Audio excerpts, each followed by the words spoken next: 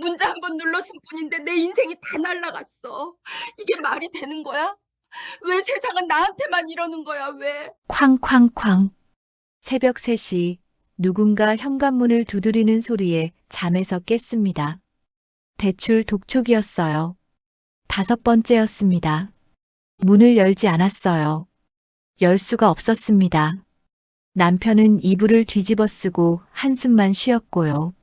저는 그 좁은 원룸 구석에 웅크리고 앉아서 휴대폰을 켰습니다. 은행 앱을 열었어요. 잔액 800만 원. 석 달 전만 해도 3억 2천만 원이었습니다. 이야기를 시작하기 전에 3초만 시간을 내주셔서 구독, 좋아요, 알림 설정 부탁드립니다. 여러분의 가정에 큰 화가 피해가고 큰 부와 행운이 들어올 거예요. 안녕하세요. 저는 박선영이라고 합니다. 올해 61살이에요. 28년 동안 출판사에서 편집자로 일했습니다. 마지막 10년은 편집장이었고요. 제 손을 거쳐간 책이 200권이 넘습니다. 베스트셀러도 15권 만들었어요. 작가 선생님들이 저를 믿고 원고를 맡겼고, 저는 그 믿음을 한 번도 저버린 적이 없었습니다. 26에 출판사에 입사해서 54살에 퇴직할 때까지 저는 단 하루도 책 없이 살아본 적이 없어요. 출근하면 교정지 냄새가 났고, 퇴근하면 원고 파일을 들고 집에 왔습니다. 주말에도 작가 선생님들 만나고, 명절에도 원고 검토했어요. 남편이 당신은 나보다 책을 더 사랑한다고 농담처럼 말했지만 사실이었습니다. 그렇게 28년을 일했고 퇴직금으로 3억 2천만 원을 받았어요. 월급도 꼬박꼬박 모았고요. 큰 돈이었습니다. 하지만 저는 그 돈으로 여행을 가거나 좋은 차를 사고 싶지 않았어요. 단 하나 제 출판사를 만들고 싶었습니다. 평생 남의 출판사에서 일했으니 이제는 제 이름으로 된 출판사를 갖고 싶었어요. 크지 않아도 됐습니다. 1년에 책 4~5권만 내도 좋았어요. 제가 정말 좋아하는 원고만 골라서 정성껏 만들고 싶었습니다. 상업적인 성공보다는 의미 있는 책을 만들고 싶었어요. 특히 노년층 분들의 자서전이요. 평생 살아오시면서 겪은 이야기들을 책으로 남기고 싶어 하시는 분들이 많거든요. 하지만 대형 출판사는 그런 책에 관심이 없어요. 돈이 안 되니까요. 저는 그런 분들의 이야기를 책으로 만들어 드리고 싶었습니다. 퇴직하고 석 달 동안 준비했어요. 사업자 등록도 하고 사무실도 알아봤습니다. 홍대 근처에 작은 사무실이 있었는데 보증금 5천만 원에 월세 200만 원이었어요. 비싼 편이었지만 출판 관련 업체들이 많은 동네라 좋았습니다. 계약하기로 마음먹었어요. 남편은 걱정했어요. 61살에 새로 사업을 시작하는 게 쉽지 않을 거라고요. 하지만 저는 자신 있었습니다. 28년 경력이 있고 업계 인맥도 탄탄했으니까요. 인쇄소 사장님들도 다 아는 사이고 디자이너들도 여럿 알고 있었습니다. 할 수 있다고 생각했어요. 딸아이도 응원해줬어요. 엄마가 하고 싶은 일 하시는 게 좋다고 자기도 도와주겠다고 했습니다. 딸은 36살인데 광고회사 다니면서 마케팅 일을 하거든요. 엄마 출판사 홍보는 자기가 맡겠다고 했어요. 아들은 좀 부정적이었습니다. 그 나이에 뭘 새로 시작하냐고 그냥 퇴직금 아껴 쓰면서 편하게 사는 게 낫지 않냐고 했어요. 41살인 아들은 대기업 다니는데 항상 안정을 최우선으로 생각하는 성격이거든요. 저는 아들을 설득했습니다. 엄마는 아직 젊고 하고 싶은 일이 있다고요. 작년 12월이었어요. 겨울이 시작되던 때였습니다. 저는 사무실 계약을 일주일 앞두고 있었어요. 계약금 5천만 원을 준비해뒀고 사무실 가구도 알아보고 있었습니다. 출판사 이름도 정했어요. 은빛 출판사. 노년의 지혜를 담는다는 의미였습니다. 그날 오후 2시쯤이었을 거예요. 저는 집에서 사업 계획서를 정리하고 있었습니다. 어떤 책부터 만들지, 첫 작가는 누구로 할지 구상하고 있었어요. 행복했습니다. 28년 만에 처음으로 제가 주인인 일을 하는 거니까요. 휴대폰에 문자가 왔어요. 띠링 소리와 함께 화면이 켜졌습니다. 10으로 시작하는 번호였는데 제 주소록에 없는 번호더라고요. 하지만 문자 내용을 보는 순간 제 심장이 두근거렸어요. 선영 선배님, 저 정혜진입니다. 드디어 제 첫 에세이집이 나왔어요. 선배님 덕분에 작가의 꿈을 이룰 수 있었습니다. 출간 기념 북토크가 있으니 꼭 오세요. 일정과 장소는 모바일 초대장에서 확인하세요. 그리고 링크가 하나 붙어 있었습니다. 정혜진. 제가 7년 전에 신입 편집자로 뽑았던 후배였어요. 똑똑하고 열정적인 친구였는데 제가 퇴직하기 전에 출판사를 그만두고 프리랜서 작가로 전향했다고 들었습니다. 그 친구가 드디어 책을 냈다니 정말 반가웠어요. 저는 링크를 눌렀습니다. 별 생각이 없었어요. 그냥 후배가 낸 책이니까 당연히 축하해줘야 한다고 생각했죠.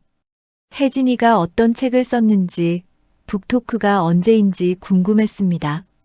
링크를 누르는 순간 화면이 잠깐 멈췄어요.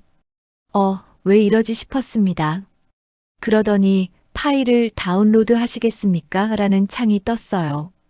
초대장 파일이겠지 하고 확인을 눌렀습니다. 화면이 깜빡이더니 아무 일도 일어나지 않았어요. 초대장이 뜨지 않았습니다. 링크가 잘못된 건가 싶었죠. 그때 이상한 생각이 들었어요. 혜진이라면 카카오톡으로 연락하지 않았을까 하는 생각이요. 우리 카카오톡 친구거든요. 굳이 문자로 보낼 이유가 없었습니다. 저는 혜진이한테 카카오톡을 보냈어요. 혜진아, 책 나왔다며? 축하해. 그런데 방금 보낸 초대장 링크가 안 열리는데? 했습니다. 답장이 바로 왔어요. 선배님, 저 초대장 안 보냈는데요. 아직 책도 안 나왔어요. 제 손이 얼어붙었습니다. 뭐라고? 저는 다시 문자를 확인했어요. 분명히 정혜진이라고 썼는데요.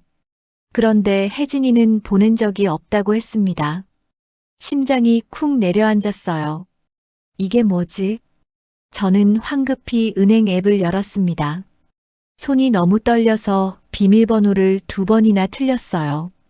세 번째에 겨우 들어갔습니다. 통장 잔액을 확인하는 순간 저는 소리를 질렀어요. 안 돼. 3억 2천만 원이 있어야 할 통장에 8천만 원만 남아 있었습니다. 2억 4천만 원이 사라진 거예요. 저는 믿을 수가 없어서 화면을 다시 새로 고침했습니다.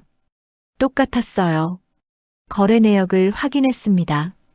오후 2시 10분부터 20분 사이에 출금 내역이 5건 있었어요.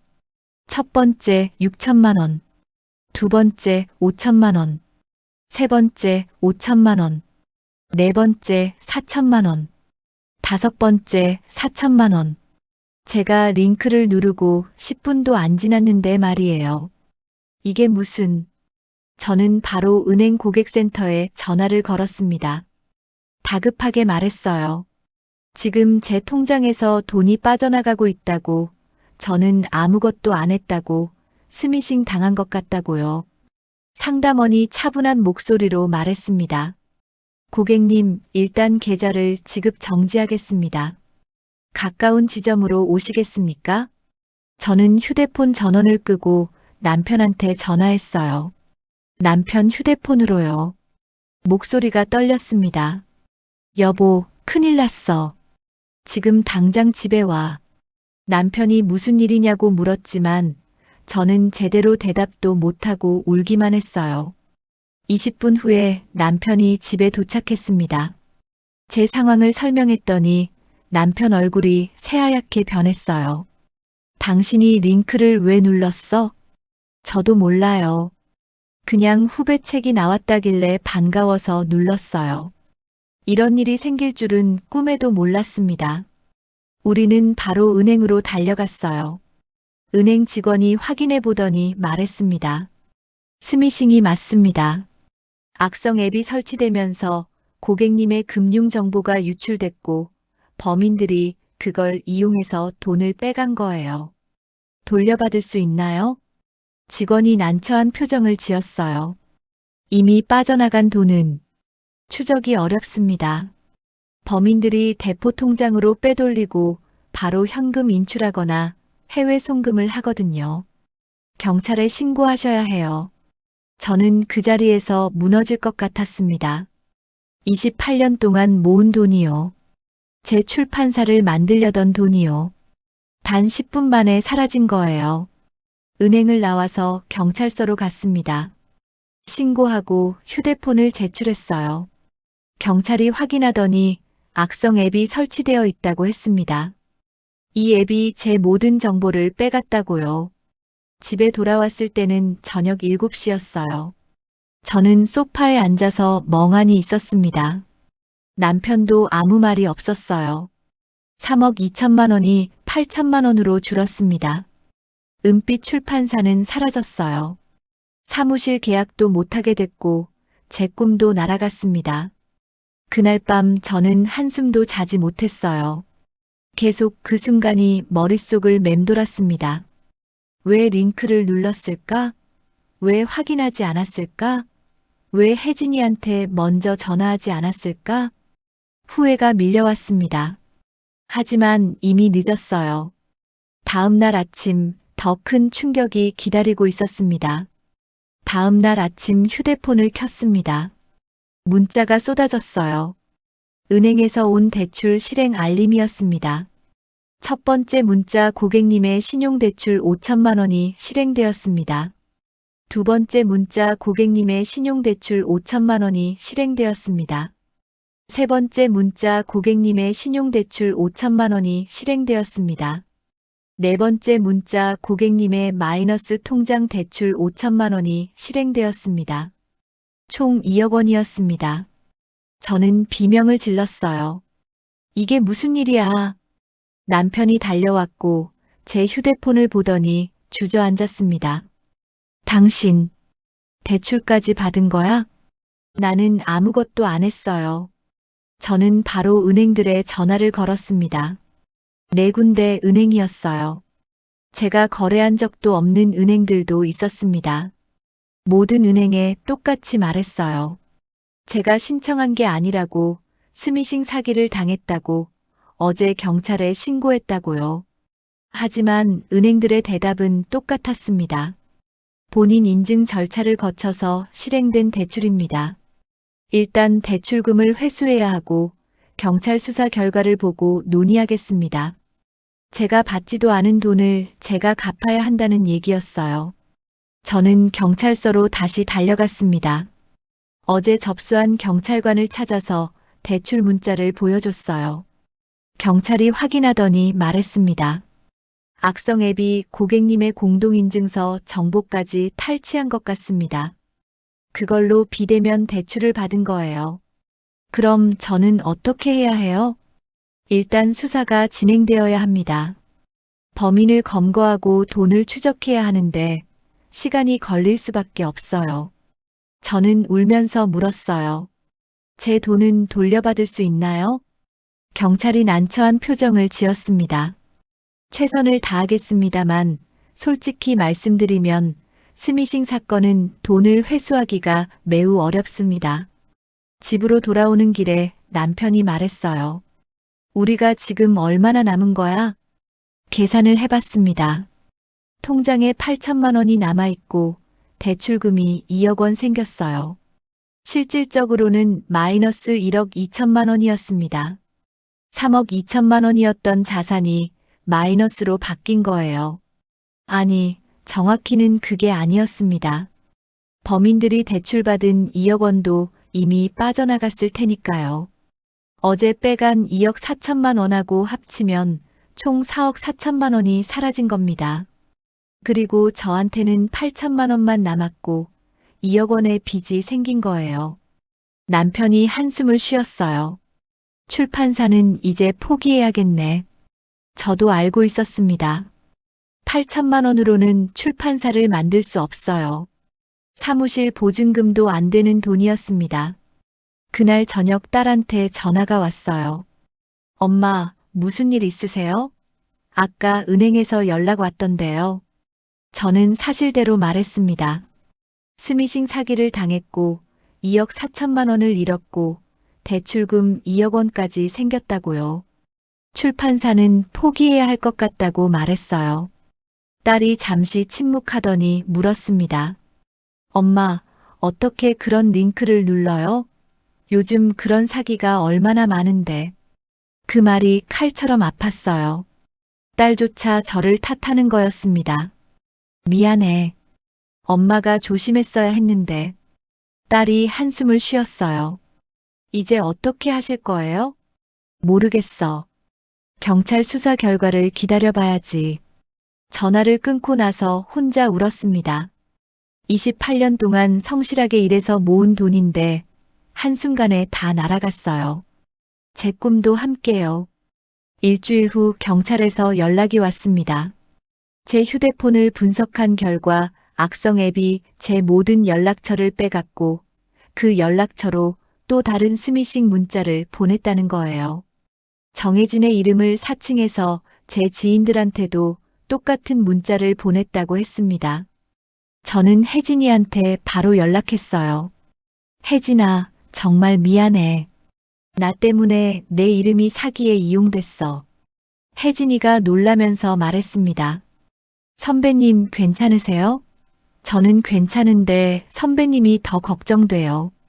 그 따뜻한 말에 또 눈물이 났어요. 경찰은 제 명의로 개통된 휴대폰이 3개나 있다고 했습니다. 범인들이 제 정보로 알뜰폰을 개통해서 사기에 이용한 거예요. 저는 통신사에 연락해서 모두 정지시켰습니다. 휴대폰도 쓸 수가 없었어요. 서비스 센터에 가져가서 완전히 초기화했습니다. 그 과정에서 제 사진들, 연락처, 모든 자료가 다 날아갔어요. 28년 동안 모아둔 출판 관련 자료들도 다 사라졌습니다. 남편은 매일 저를 원망스러운 눈빛으로 봤어요.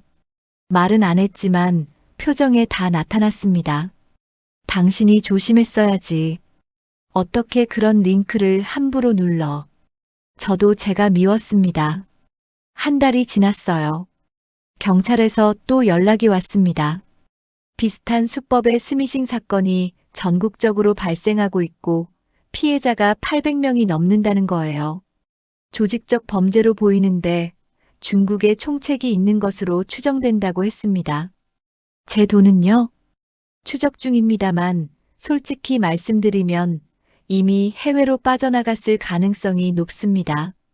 그 말을 듣는 순간 제 안에 남아있던 마지막 희망이 꺼졌어요. 은행에서 독촉이 시작됐습니다. 대출금 상환을 하라는 거예요. 저는 은행에 찾아가서 사정했습니다. 제가 대출받은 게 아니라고, 스미싱 사기를 당한 거라고, 경찰 수사가 진행 중이라고요. 은행 직원이 말했어요. 고객님의 사정은 이해합니다만 절차상 명의자가 책임을 져야 합니다. 경찰 수사 결과가 나오고 범인이 검거되면 그때 가서 논의할 수 있습니다. 그럼 지금은 어떻게 해요? 일단 대출금을 상환하셔야 합니다. 연체되면 신용등급이 떨어지고 추가 이자가 발생합니다. 저는 집에 돌아와서 남편과 상의했어요. 어떻게 해야 할지요? 남편이 말했습니다. 통장에 남은 8천만 원 중에서 일부를 대출금 상환에 써야 할 것 같아.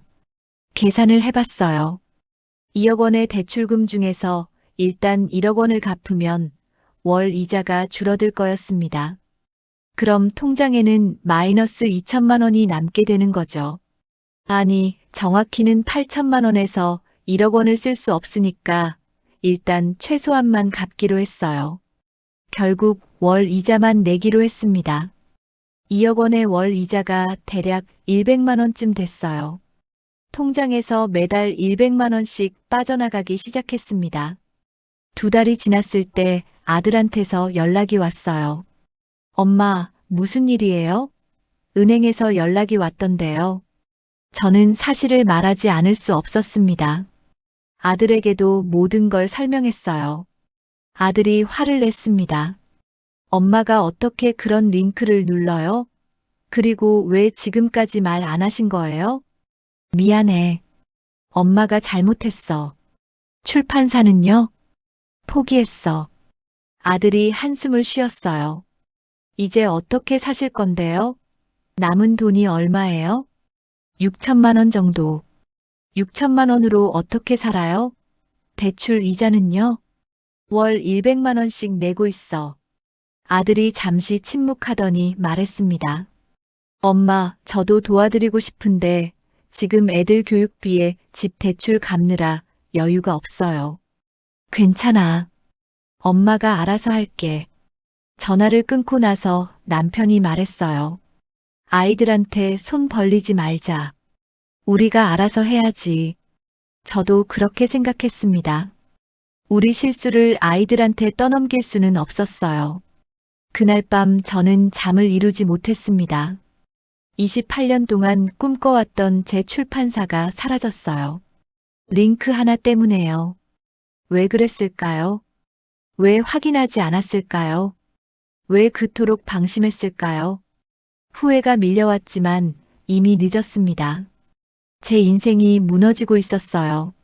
석 달이 지났습니다. 경찰에서 연락이 왔어요. 스미싱 조직 중 일부를 검거했다는 소식이었습니다. 국내에서 활동하던 인출책 4명을 잡았다고요. 하지만 중국에 있는 총책은 아직 못 잡았다고 했습니다. 제 돈은요?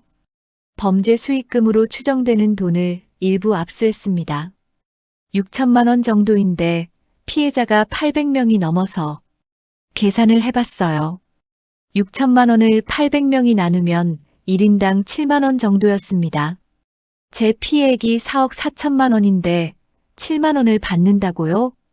경찰이 조심스럽게 말했습니다. 피해 비중을 고려해서 배분하긴 하겠습니다만 많이 받으셔도 400만 원 정도일 것 같습니다. 400만 원. 저는 기가 막혔지만 그래도 안 받는 것보다는 나았어요. 집으로 돌아와서 통장을 확인했습니다. 6천만 원에서 석 달 동안 대출이자 300만 원이 나갔고 생활비로 500만 원을 썼어요. 남은 돈은 5,200만 원이었습니다. 남편이 말했어요. 우리 집을 팔아야 할 것 같아. 저는 고개를 들었습니다. 뭐라고요? 이 집 시세가 5억 원이잖아. 팔면 대출금도 갚고 생활비도 마련할 수 있어. 우리는 서울 노원구의 30평짜리 아파트에 살고 있었어요. 20년을 산 집이었습니다. 아이들이 자란 집이고 제가 수많은 원고를 읽었던 집이었어요. 이 집을 떠나야 한다니. 하지만 남편 말이 맞았습니다. 지금 있는 돈으로는 버틸 수가 없었어요. 저는 고개를 끄덕였습니다. 알았어요. 집을 팔아요. 부동산에 갔어요. 중개인이 시세를 확인해 주더니 말했습니다. 요즘 시장이 좀 안 좋아서 5억은 어렵고 4억 7천만 원 정도면 나갈 것 같습니다. 예상보다 낮았지만 어쩔 수 없었어요. 그럼 그 가격으로 내놓아 주세요. 매물을 등록하고 집으로 돌아왔습니다. 남편과 마주 앉아서 계산을 했어요. 집을 4억 7천만 원에 팔면 대출금 2억 원을 갚고 중개 수수료랑 이사 비용 빼고 나면 2억 5천만 원 정도 남을 거였습니다. 지금 있는 5,200만 원하고 합치면 3억 200만 원이에요. 원래 가지고 있던 돈이었지만 집을 잃는 대가로 다시 손에 쥐게 된 거였습니다. 작은 집을 구해야 해. 남편이 말했어요. 전세로 갈까? 아니요. 전세금이 안전하지 않다잖아요. 작은 아파트를 사는 게 낫겠어요. 우리는 같은 동네에서 작은 아파트를 알아보기 시작했습니다. 15평짜리 원룸형 아파트가 1억 5천만 원이었어요. 좁았지만 우리 부부 둘이 살기에는 충분했습니다. 한 달 후 집이 팔렸어요. 4억 5천만 원에요. 처음 호가보다 낮았지만 빨리 팔아야 했으니까 받아들였습니다. 계약하는 날 저는 울었어요. 20년을 산 집을 떠나야 한다는 게 슬펐습니다. 이 집 거실에서 수백 권의 원고를 읽었어요. 베란다에서 작가 선생님들과 통화했고 안방에서 편집 회의 자료를 만들었습니다. 아이들 방에는 아직 아이들 흔적이 남아 있었어요. 모든 걸 정리했습니다. 책장에 꽂혀 있던 책들이 제일 많았어요. 제가 만든 책들이었습니다. 200권이 넘는 책들을 하나하나 박스에 담으면서 눈물이 났어요. 이 책들 하나하나에 제 청춘이 담겨 있었거든요. 하지만 15평짜리 원룸에는 이 책들을 다 가져갈 수 없었습니다. 책장을 놓을 공간이 없었어요. 저는 책들을 나눠야 했어요. 정말 중요한 책 50권만 남기고 나머지는 버리기로 했습니다. 중고 서점에 전화했더니 와서 보고 가져가겠다고 했어요. 중고 서점 사장님이 왔습니다.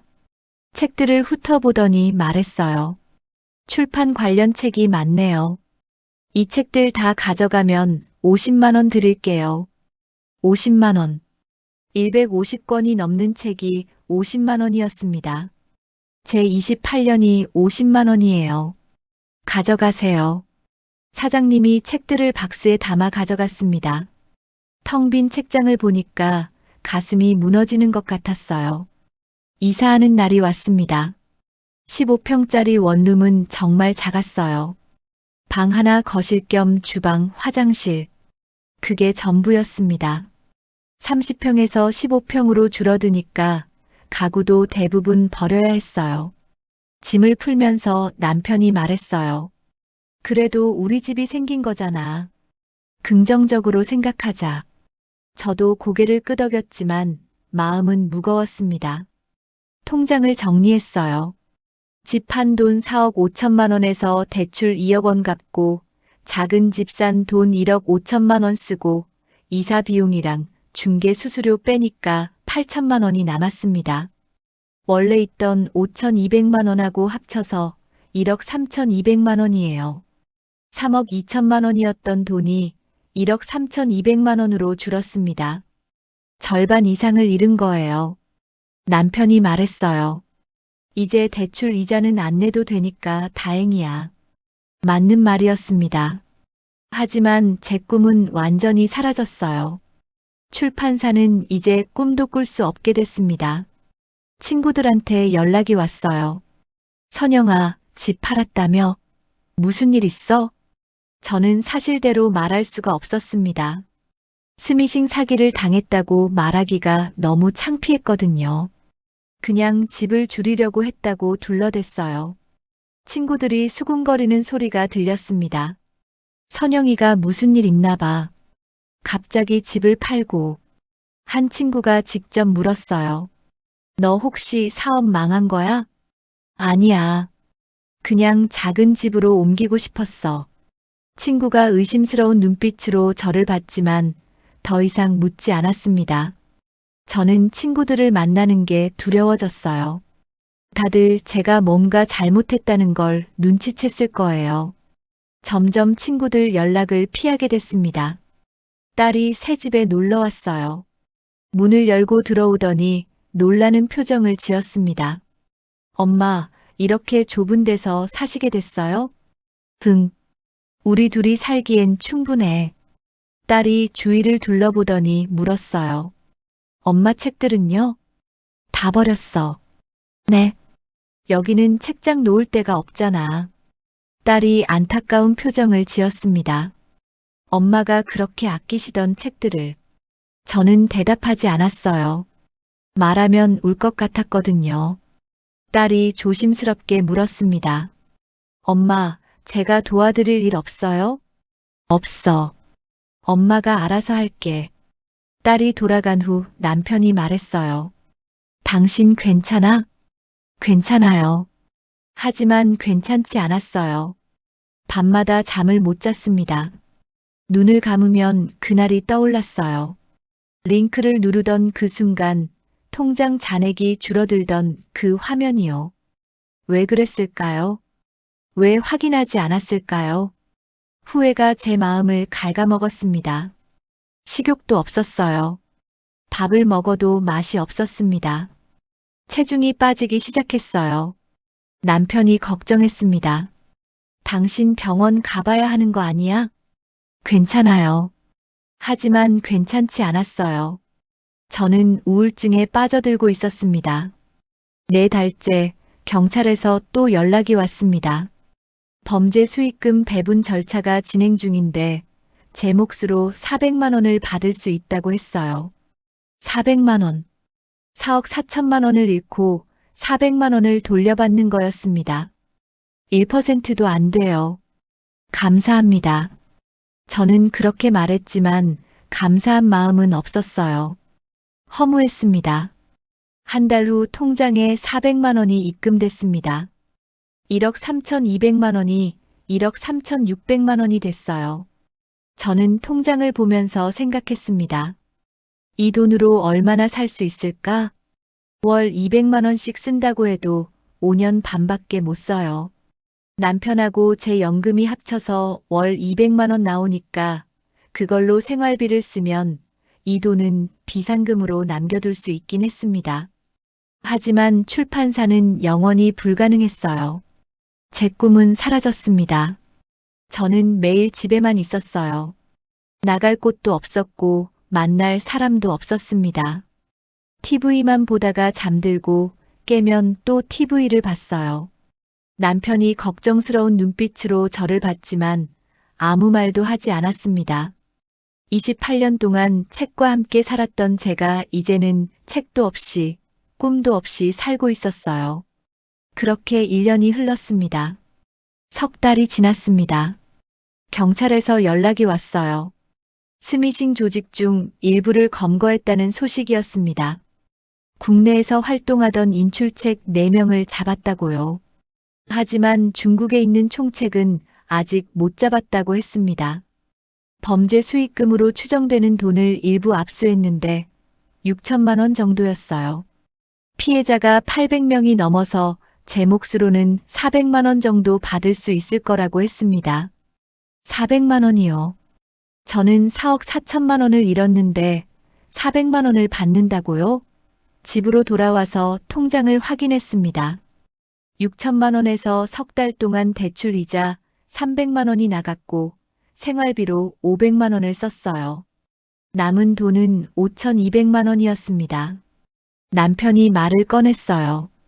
우리 집을 팔아야 할 것 같다고요. 이 집 시세가 5억 원이니까 팔면 대출금도 갚고 생활비도 마련할 수 있다고 했습니다. 저는 고개를 들었습니다. 우리는 서울 노원구의 30평짜리 아파트에 살고 있었어요. 20년을 산 집이었습니다. 아이들이 자란 집이고 제가 수많은 원고를 읽었던 집이었어요. 이 집을 떠나야 한다니. 하지만 남편 말이 맞았습니다. 지금 있는 돈으로는 버틸 수가 없었어요. 저는 고개를 끄덕였습니다. 부동산에 갔어요. 중개인이 시세를 확인해 주더니 요즘 시장이 좀 안 좋아서 5억은 어렵고 4억 7천만 원 정도면 나갈 것 같다고 했습니다. 매물을 등록하고 집으로 돌아왔습니다.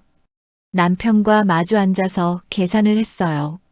집을 4억 7천만 원에 팔면 대출금 2억 원을 갚고 중개 수수료랑 이사 비용 빼고 나면 2억 5천만 원 정도 남을 거였습니다.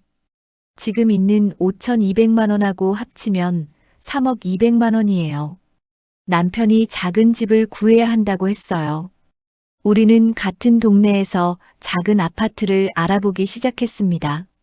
15평짜리 원룸형 아파트가 1억 5천만 원이었어요. 좁았지만 우리 부부 둘이 살기에는 충분했습니다. 한 달 후 집이 팔렸어요. 4억 5천만 원에요. 처음 호가보다 낮았지만 빨리 팔아야 했으니까 받아들였습니다. 계약하는 날 저는 울었어요.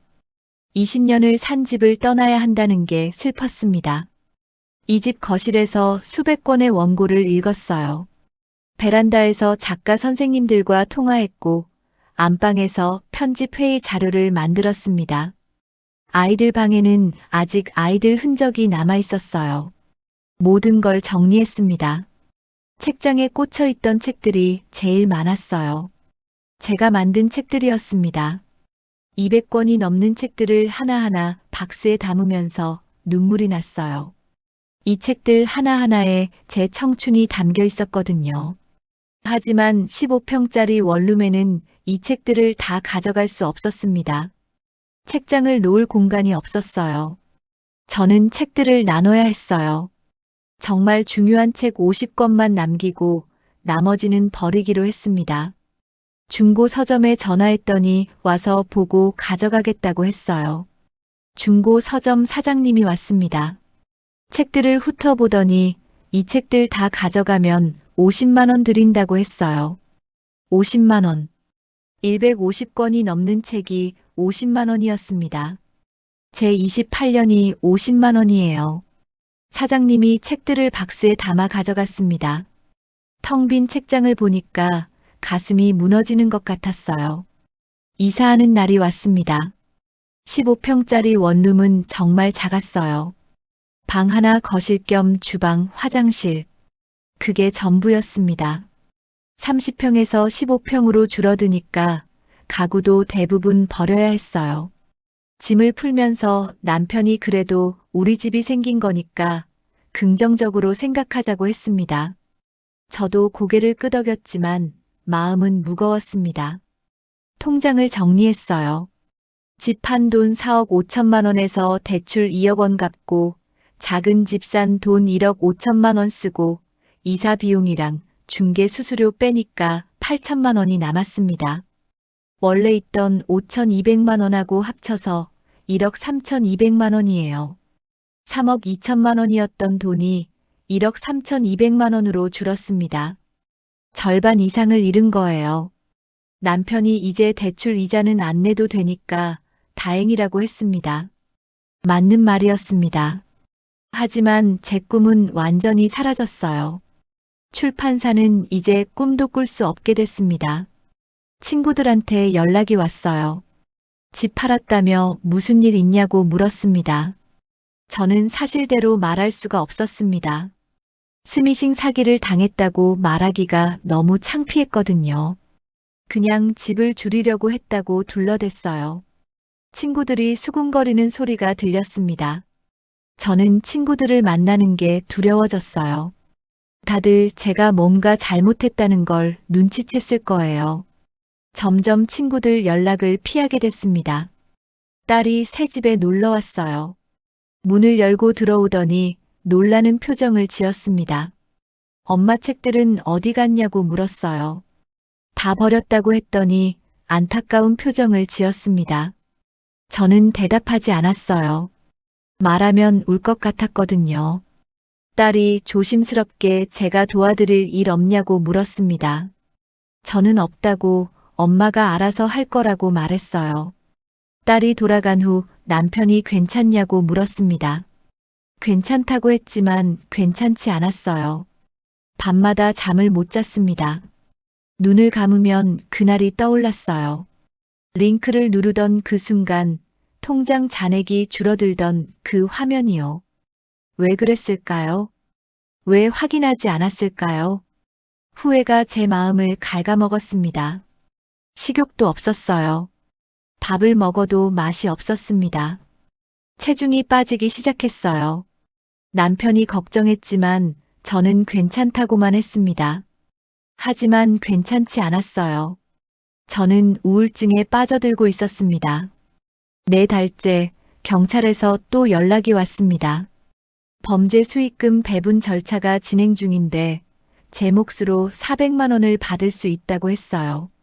400만 원. 4억 4천만 원을 잃고 400만 원을 돌려받는 거였습니다. 1%도 안 돼요.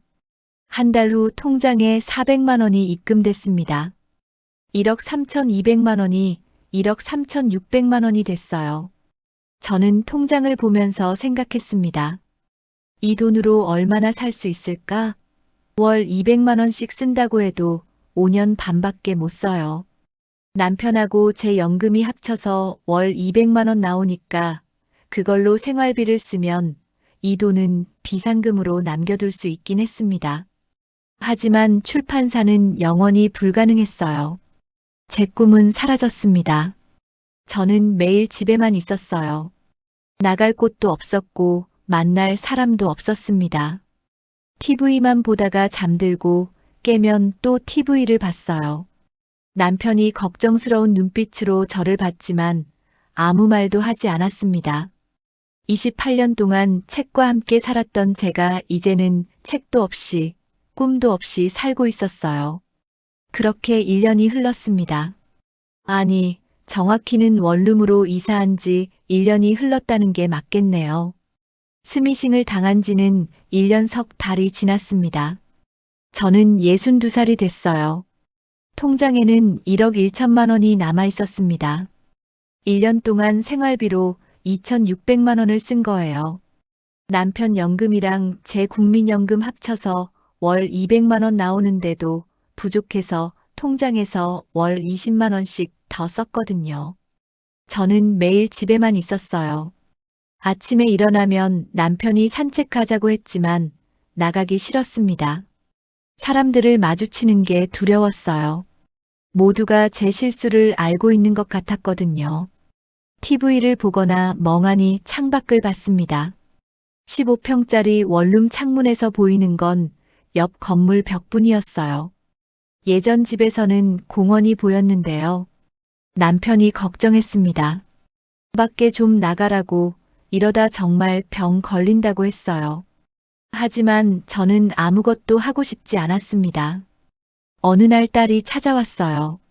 문을 열고 들어오더니 깜짝 놀라는 표정을 지었습니다.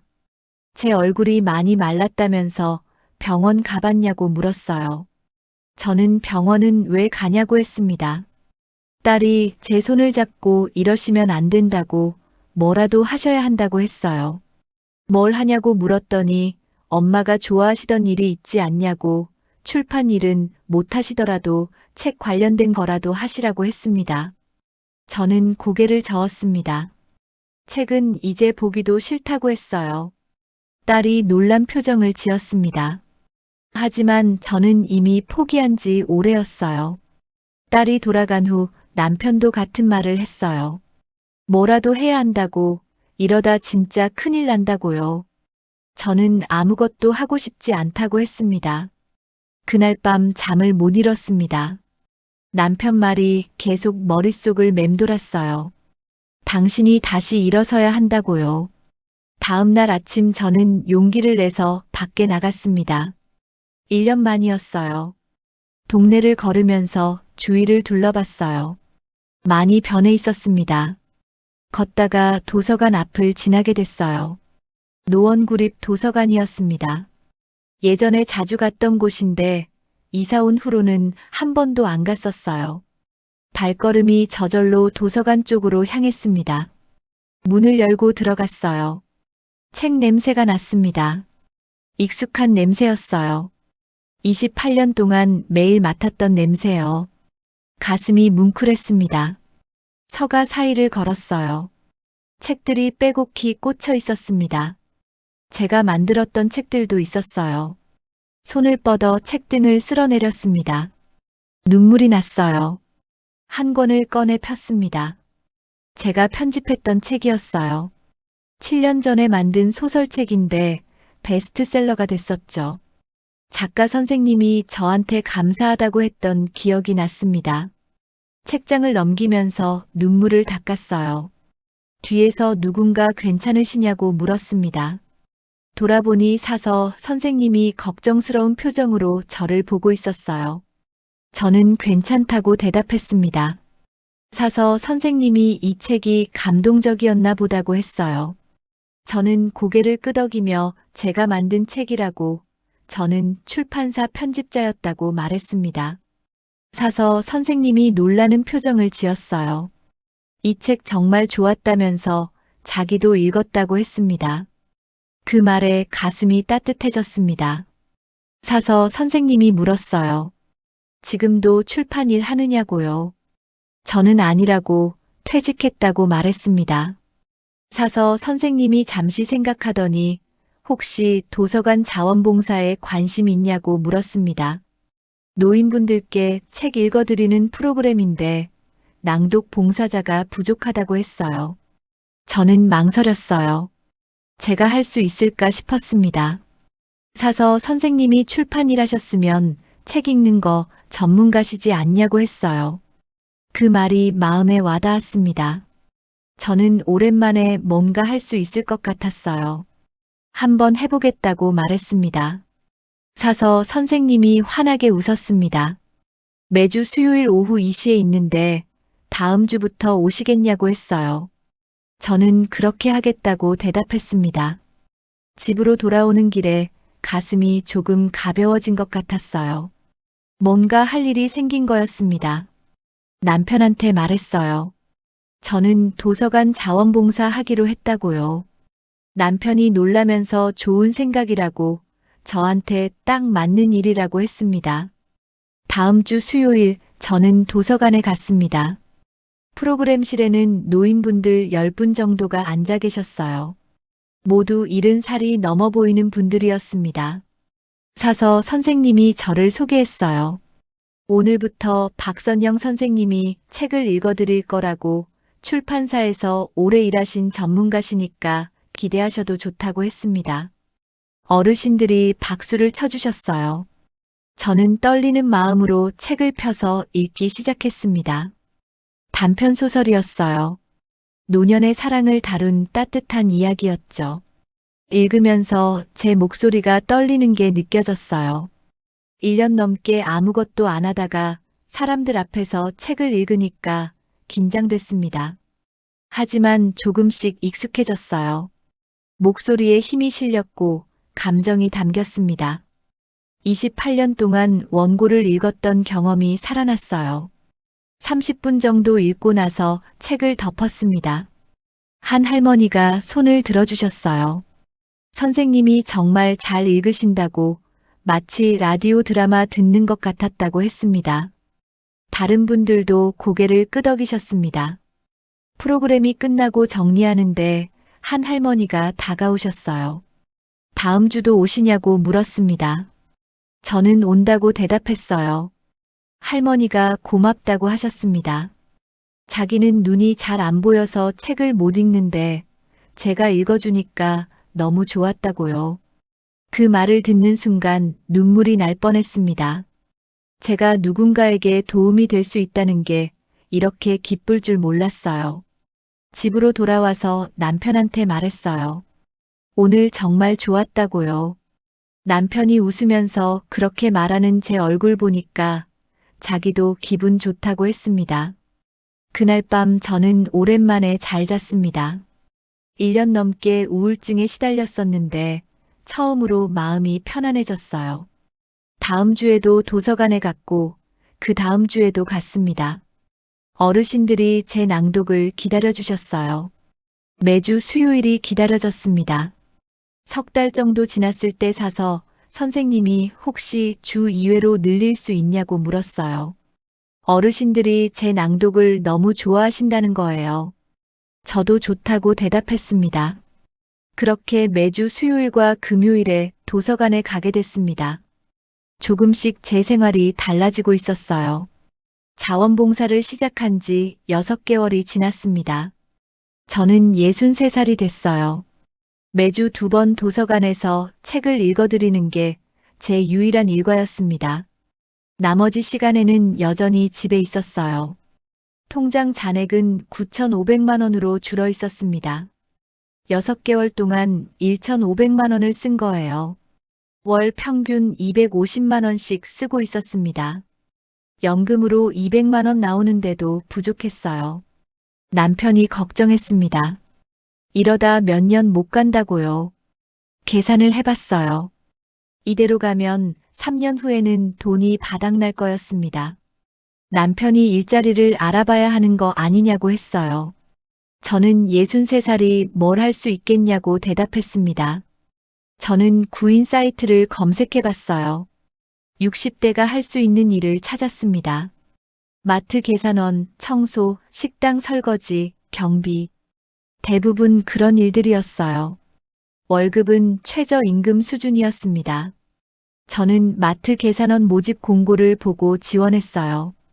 경력 사항에 출판사 편집장이라고 쓰긴 했지만 별 의미가 없을 거라고 생각했습니다. 면접 날이 왔습니다. 마트 사무실에서 점장님이 제 이력서를 보더니 물었어요. 출판사 편집장을 하셨는데 왜 여기 지원하신 거냐고요. 저는 생활비가 필요해서라고 대답했습니다. 점장님이 난처한 표정을 지었습니다. 솔직히 말씀드리면 여기도 계산원은 젊은 분들 위주로 뽑는다고 손님 응대도 해야 하고 서서 일해야 해서 그렇다고 했어요. 결과는 불합격이었어요. 문자로 짧게 왔습니다. 다른 곳도 지원해봤지만 결과는 비슷했습니다. 63살은 너무 나이가 많다는 거였어요. 집으로 돌아와서 남편한테 일자리 구하는 게 쉽지 않다고 말했어요. 남편도 알아보고 있었지만 마찬가지였습니다. 60대 중반 남자를 뽑아주는 곳이 거의 없었어요.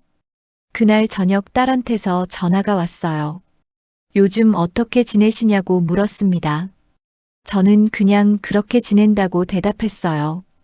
딸이 혹시 생각해 보신 적 없냐고 물었습니다. 엄마가 평생 출판 일 하셨으니까 그 경험을 살려서 뭔가 할 수 있지 않겠냐고요. 예를 들면 글쓰기 강의라든지 책 만드는 법 알려주는 거라든지 하는 거요. 저는 생각해 본 적이 없었습니다. 누가 제 강의를 들을까 싶었어요.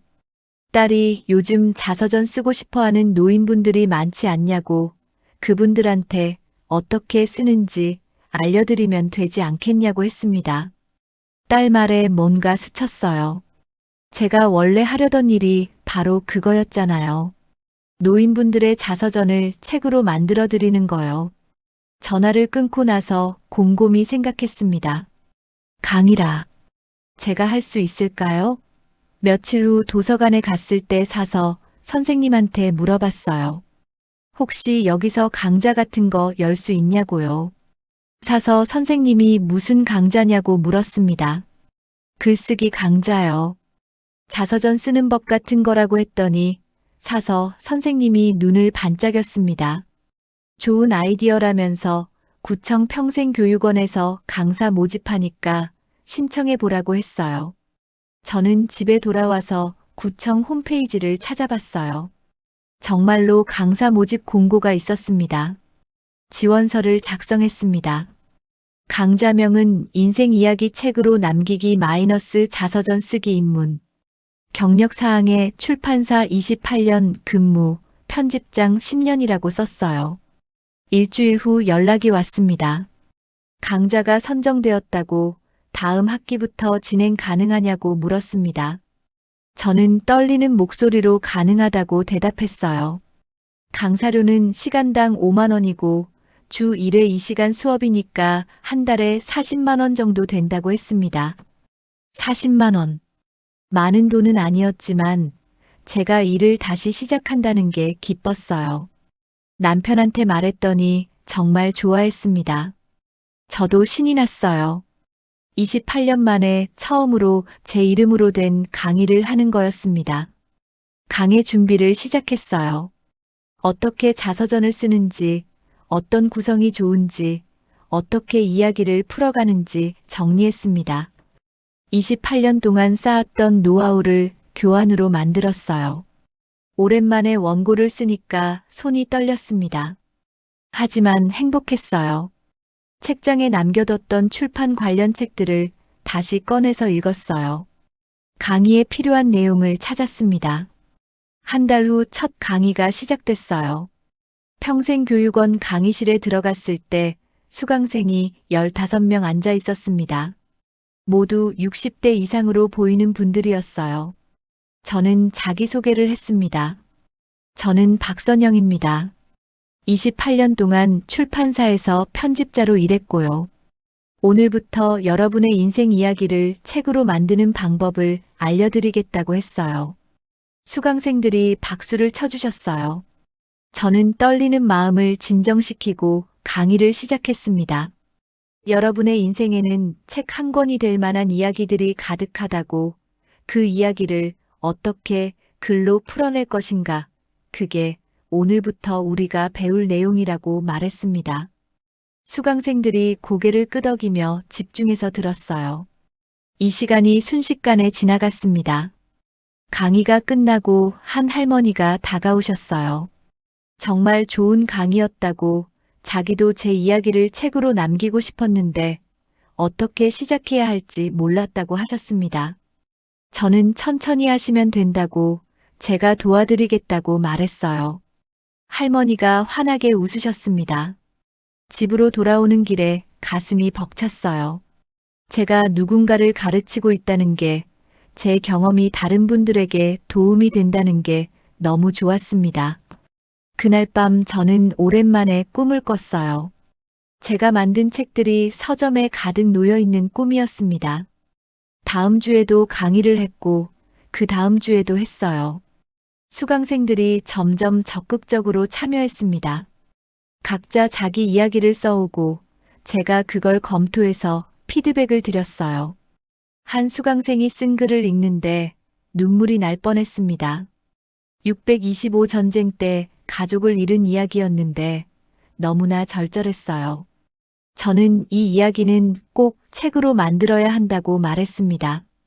수강생 할아버지가 놀라면서 제 글이 책이 될 수 있겠냐고 물었어요.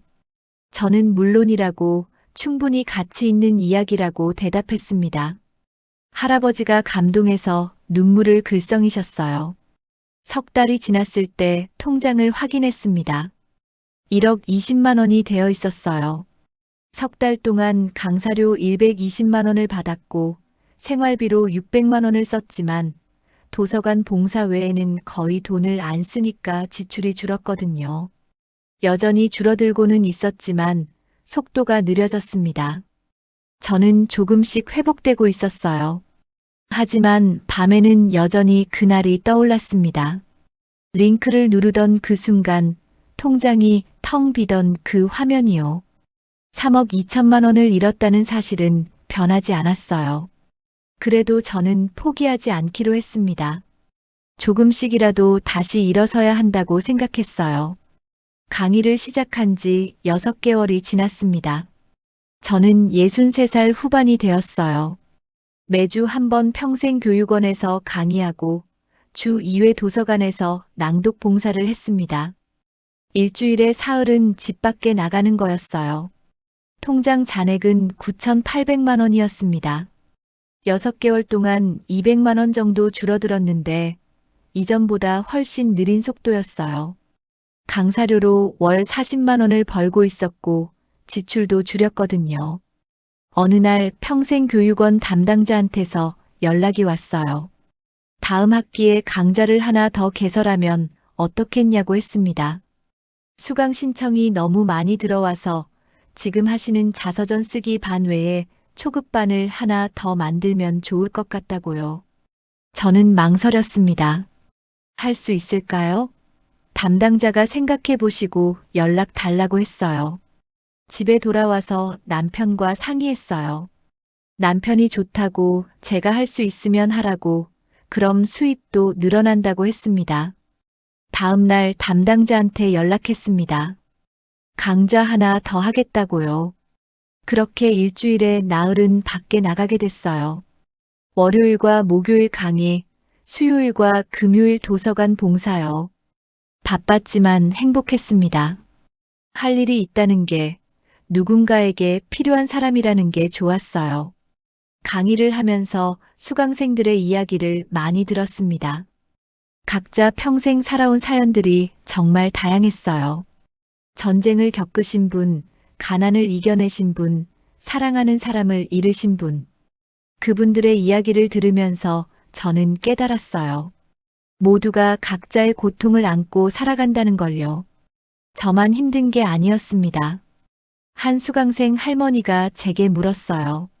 선생님은 왜 출판사를 그만두셨냐고 편집장까지 하셨는데 왜 그만두셨냐고요. 저는 잠시 망설였습니다. 사실을 말해야 할까요? 저는 스미싱 사기를 당했다고 말했습니다. 수강생들이 조용해졌습니다. 퇴직금으로 제 출판사를 만들려고 했는데 링크 하나를 잘못 눌러서 3억 원 넘게 잃었다고, 그래서 출판사는 포기했다고 말했어요. 할머니가 놀라면서 그런 일이 있었냐고, 그럼 선생님도 정말 힘드셨겠다고 하셨습니다. 저는 네, 정말 힘들었다고, 1년 넘게 집에만 있었고 아무것도 하고 싶지 않았다고 말했어요. 하지만 도서관에서 우연히 자원봉사를 시작하면서 조금씩 회복됐다고요. 다른 수강생이 말했습니다. 선생님 강의를 듣는 저희가 선생님한테 힘이 되는 거네요. 저는 네, 여러분 덕분에 제가 다시 일어설 수 있었다고 대답했습니다. 그날 이후로 수강생들과 더 가까워진 것 같았어요. 서로의 아픔을 이해하고 위로하는 사이가 됐습니다. 한 학기가 끝날 무렵 한 수강생이 원고를 가져왔어요. 제 자서전이 완성됐다면서 100페이지가 넘는 원고였습니다. 제가 검토해 봤더니 정말 잘 쓰셨더라고요. 저는 이거 정말 책으로 만들고 싶으시냐고 물었습니다. 그분이 네, 근데 어떻게 해야 할지 모르겠다고 하셨어요. 저는 요즘은 자가 출판이 있다고, 인터넷으로 신청하면 소량으로도 책을 만들 수 있다고 알려드렸습니다. 일주일 후 그분이 완성된 책을 가져오셨어요. 표지도 예쁘게 디자인되어 있고 제목도 멋있었습니다. 80회의 기록. 그분이 제 손을 꼭 잡으시면서 선생님 덕분이라고, 정말 감사하다고 하시며 눈물을 글썽이셨어요. 저도 눈물이 났습니다. 제가 못 이룬 꿈을 다른 분이 이루신 거잖아요. 그날 집에 돌아와서 생각했어요. 제가 출판사를 만들지는 못했지만 다른 분들이 책을 만들도록 도울 수는 있구나. 이것도 의미 있는 일이다 싶었습니다. 다음 학기가 시작됐어요. 수강생이 두 반 합쳐서 30명이 넘었습니다. 강사료는 월 80만 원이 됐고요. 통장 잔액은 1억 원을 유지하고 있었어요. 줄어들지 않고 있었습니다. 어느 날 아들한테서 연락이 왔어요. 1년 만이었습니다. 잘 지내시냐고 물었어요. 저는 엄마 요즘 강의하고 있다고 말했습니다. 아들이 놀라는 목소리로 엄마가 다시 일하시는구나. 대단하시다고 했어요. 저는 뭐가 대단하냐고, 그냥 할 수 있는 일하는 거라고 말했습니다. 아들이 저번에 자기가 심하게 말한 거 미안하다고 했어요. 저는 괜찮다고, 엄마가 잘못한 거니까 괜찮다고 대답했습니다. 아들이 아니라고, 누구나 실수할 수 있는 건데 자기가 너무 엄마를 탓했다고 말했어요. 아들의 사과에 눈물이 났습니다. 아들이 이번 주말에 집에 가도 되겠냐고, 애들이 할머니 보고 싶어 한다고 했습니다. 저는 그럼 할머니도 보고 싶었다고 말했어요. 주말에 아들 가족이 왔어요. 손주들이 할머니 하면서 뛰어왔습니다. 아들이 좁은 집을 둘러보더니 미안한 표정을 지었어요. 하지만 아무 말도 안 했습니다. 저녁을 같이 먹으면서 아들이 물었어요. 엄마, 요즘 행복하시냐고요? 저는 응, 할 일이 있으니까 행복하다고 대답했습니다. 아들이 다행이라고, 엄마가 다시 웃으시는 거 보니까 자기가 다 기쁘다고 했어요. 그날 밤 아들 가족이 돌아간 후 남편이 다행이라고, 아들이랑 관계도 회복되었다고 말했습니다. 저는 창밖을 바라봤습니다. 작은 집이지만 이제는 이 집이 편안했어요. 예전에 화려한 꿈은 사라졌지만 작은 행복을 찾은 것 같았습니다. 1년이 더 지났어요. 저는 65살이 됐습니다. 강의는 계속하고 있었고 수강생들 중 3분이 자가 출판으로 책을 내셨어요. 그분들의 책 출간 기념회에 초대받아 갔는데 정말 감동적이었습니다. 통장 잔액은 1억 500만 원이 되어 있었습니다. 조금씩 늘어나고 있었어요. 제 출판사는 만들지 못했지만 저는 행복했습니다. 작은 일이지만 의미 있는 일을 하고 있었으니까요. 강의를 시작한 지 2년이 지났습니다. 저는 65살이 됐어요. 평생교육원에서 주 2회 강의하고 도서관에서 주 2회 낭독 봉사를 했습니다. 이제는 제 일상이 됐어요. 통장 잔액은 1억 2천만 원으로 늘어나 있었습니다. 매달 80만 원씩 강사료를 받았고 연금 200만 원하고 합쳐서 월 280만 원 수입이 있었거든요. 생활비로 월 250만 원 정도 쓰니까 조금씩 저축되고 있었어요. 어느 날 평생교육원 담당자한테서 연락이 왔습니다. 구청에서 디지털 문해력 교육 강사를 찾고 있는데 관심 있냐고 물었어요. 저는 순간 가슴이 철렁했습니다. 인터넷 사기. 바로 제가 당했던 그거잖아요. 담당자가 노년층 분들께 스마트폰 사용법이랑 인터넷 사기 예방법을 알려드리는 프로그램이라고 제가 딱 맞을 것 같다고 했어요. 오히려 선생님이 직접 경험하셨으니까 더 잘 가르치실 수 있을 거라고 생생한 사례를 들려드릴 수 있다고 했습니다. 그 말이 맞는 것 같았어요. 제가 당한 고통을 다른 분들은 겪지 않도록 도울 수 있다면 저는 해보겠다고 대답했습니다. 교재를 받아서 검토했어요.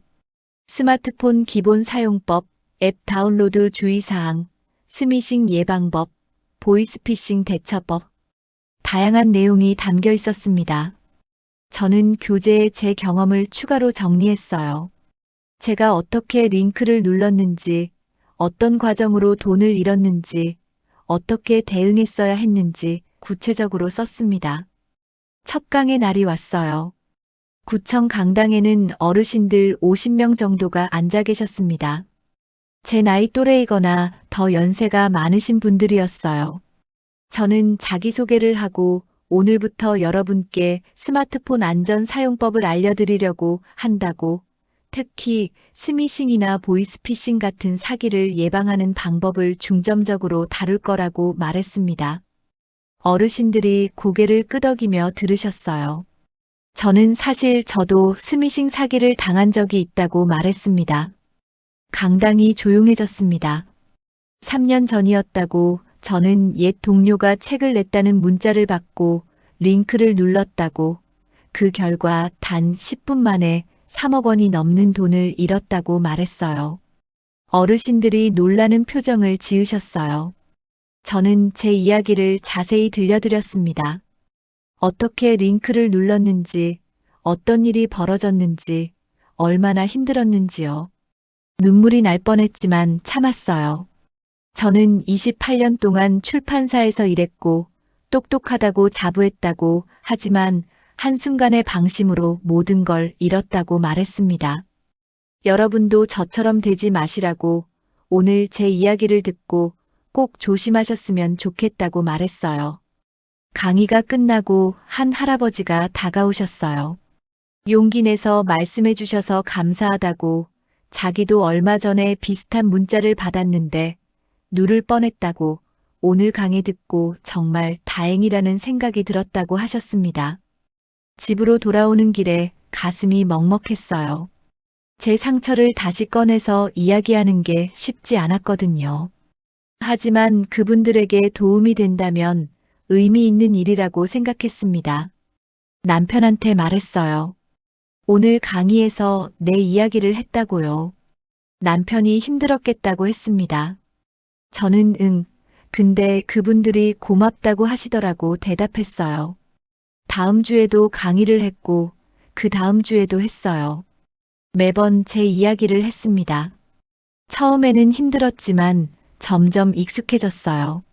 수강생들이 제 강의를 정말 좋아하셨습니다. 생생한 경험담이라서 더 와닿는다고 하셨어요. 한 달 후 구청에서 또 연락이 왔어요. 반응이 너무 좋아서 강좌를 하나 더 개설하려고 하는데 가능하냐고 했습니다. 다른 동네 주민센터에서도 요청이 들어왔다고요. 저는 남편과 상의했어요. 남편이 할 수 있으면 하라고, 더 많은 분들이 사기를 예방할 수 있다면 좋지 않겠냐고 했습니다. 그렇게 디지털 문해력 강의가 주 2회로 늘어났습니다. 월 수입이 96만 원 더 생긴 거예요. 기존 자서전 강의 80만 원하고 합치면 월 176만 원이었습니다. 연금 200만 원하고 합쳐서 월 수입이 376만 원이 됐어요. 통장 잔액은 빠르게 늘어나기 시작했습니다. 6개월 후 통장을 확인했더니 1억 5천만 원이 되어 있었어요. 1년이 더 지났어요. 저는 66살이 됐습니다. 강의는 계속 늘어나서 주 5회를 하고 있었어요. 월요일과 목요일 자서전 강의, 화요일과 금요일 디지털 문해력 강의, 토요일에는 특별 강연이 추가됐습니다. 수요일에만 도서관 봉사를 하고 일요일만 쉬었어요. 바빴지만 행복했습니다. 통장 잔액은 2억 원을 넘어섰어요. 어느 날 평생교육원에서 제안이 들어왔습니다. 제 강의 내용을 정리해서 교재를 한번 만들어 보면 어떻겠냐고 했어요.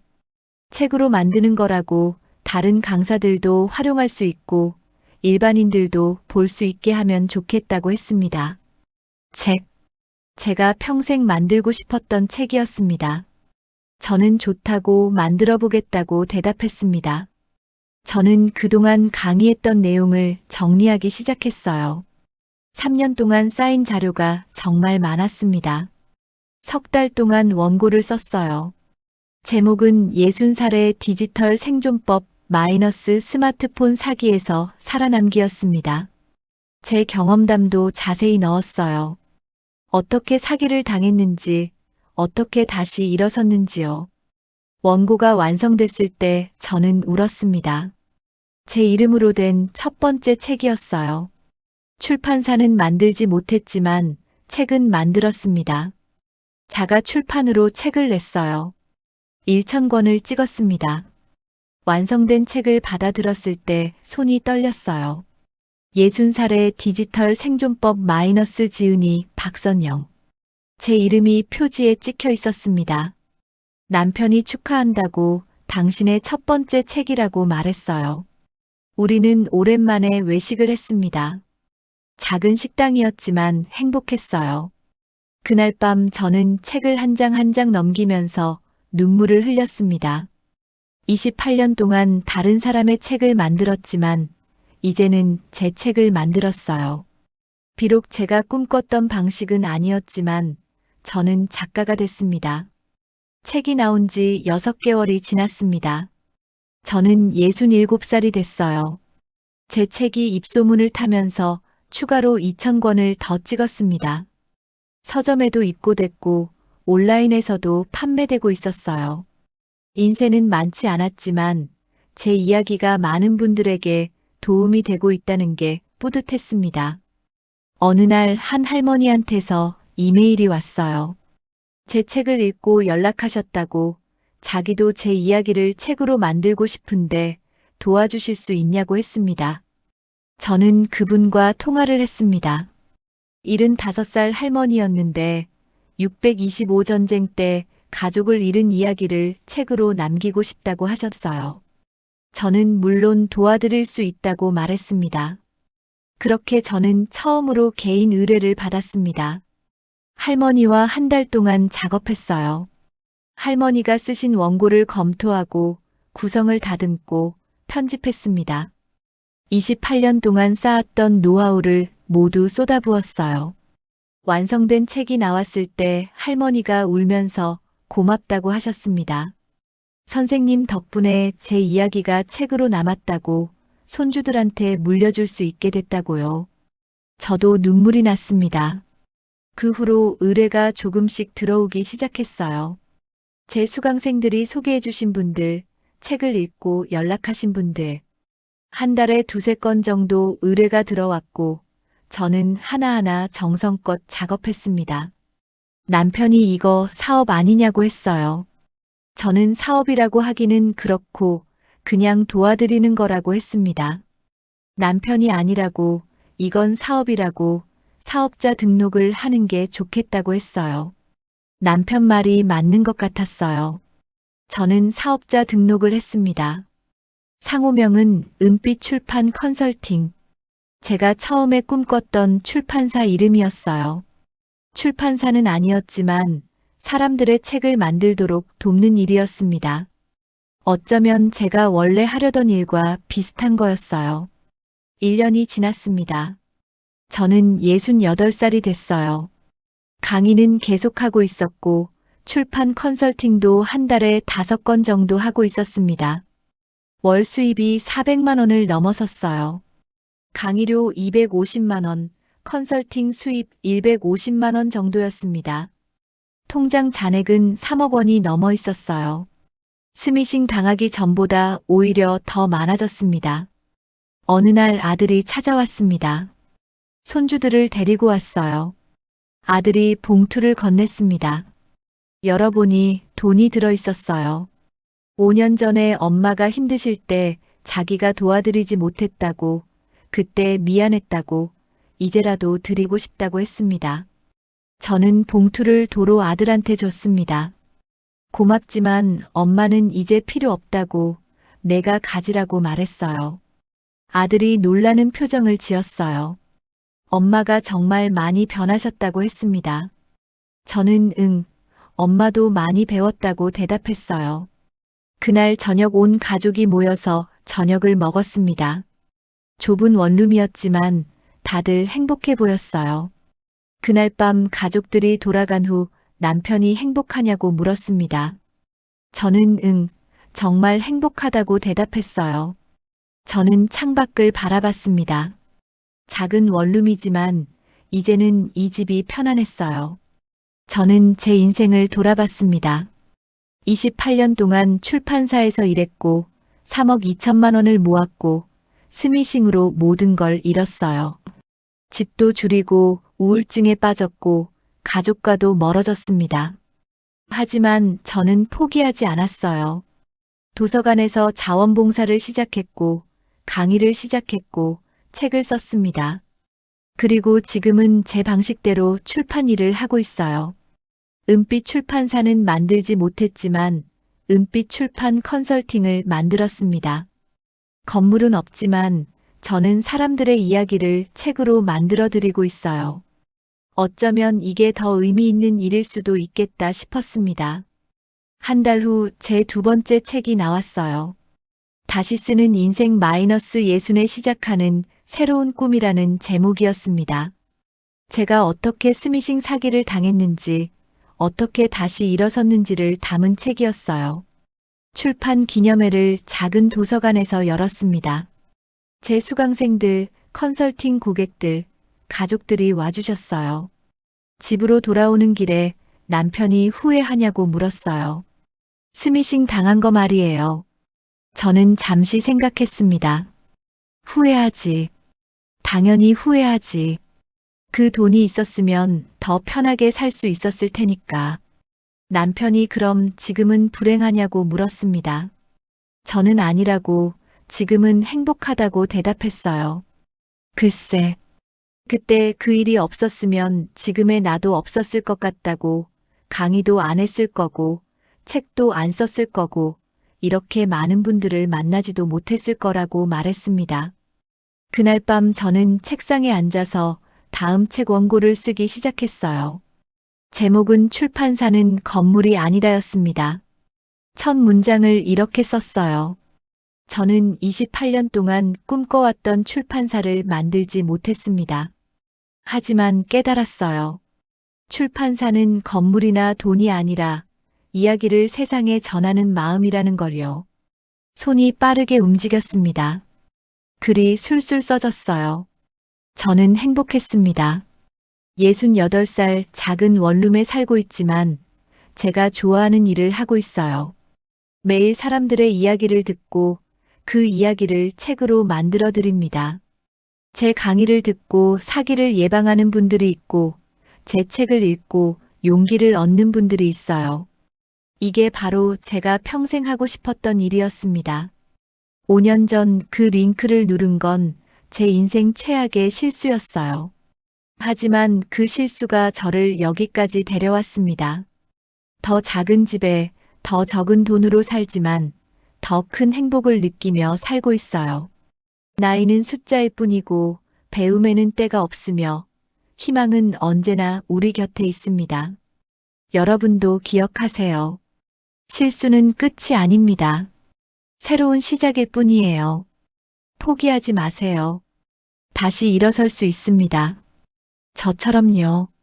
창밖으로 아침 해가 떠오르고 있었어요. 새로운 하루가 시작되고 있었습니다. 저는 미소를 지으며 다시 원고를 썼어요. 제 두 번째 인생의 이야기를요.